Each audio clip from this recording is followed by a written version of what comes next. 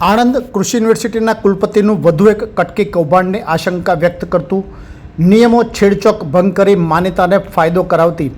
8 કરોડની solar rooftop સિસ્ટમના પરપોટા ફૂટ્યા। કુલપતિ દ્વારા કોઈપણ મંજૂરી વિના રિકરિંગ ગ્રાન્ટમાંથી ખરીદી કર્યાનો ભંડાફોડ છેલ્લા કેટલાક સમયથી આણંદ કૃષિ યુનિવર્સિટીમાં કુલપતિ દ્વારા માન્યતાને ફાયદા કરાવવાના રચાતા ખેલના પગલે યુનિવર્સિટી વિવાદના ઘેરાવામાં આવવા પામી હોય તેમ કુલપતિ દ્વારા કોઈપણ જાતની મંજૂરી મેળવ્યા વગર રિકરિંગ ગ્રાન્ટમાંથી માન્યતાને ફાયદો કરાવવા 8 કરોડની સોલાર રૂફટોપ સિસ્ટમ નખાવવાના આવ્યાનો ભંડાફોડ થતાં આણંદ કૃષિ યુનિવર્સિટીના કુલપતિનું વધુ એક કટકી કૌભાંડની આશંકા વ્યક્ત કરતો પરપોટો ફૂટવા પામ્યાની ચર્ચા યુનિવર્સિટી કેમ્પસમાં ઉઠવા પામી હોવાનું જાણવા મળ્યું છે। પ્રાપ્ત વિગતો અનુસાર આણંદ કૃષિ યુનિવર્સિટીમાં છેલ્લા કેટલાક સમયથી સિક્યુરિટી કોન્ટ્રાક્ટ માન્યતાને અપાવવાના હોય કે યુનિવર્સિટીના વિવિધ ઇન્ચાર્જ પદ પર માન્યતાને ગોઠવવાના ખેલ હોય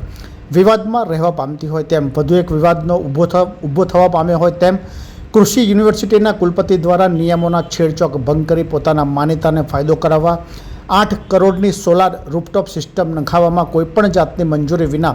રિકરિંગ ગ્રાન્ટમાંથી ખરીદી કરી ઓનલાઈન પોર્ટલ GEMની કેટેગરીમાં નામ દર્શાવવામાં ચેડા કરી પ્રોડક્ટમાં બિલ્ડિંગનું નામ લખી અન્ય કોઈ મળતિયા સિવાય બીડ ન કરી શકેના ખેલનો પરપોટો ફૂટવા પામ્યો હોય તેમ રાજ્ય સરકારની પ્લાન કે નોન પ્લાન ગ્રાન્ટમાંથી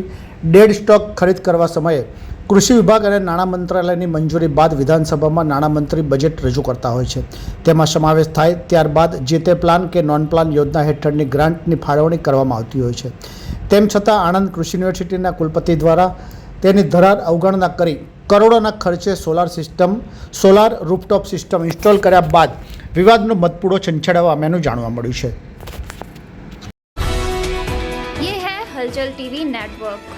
और आप देख रहे हैं हलचल टीवी न्यूज। हर हलचल पर नजर, हर हलचल की खबर।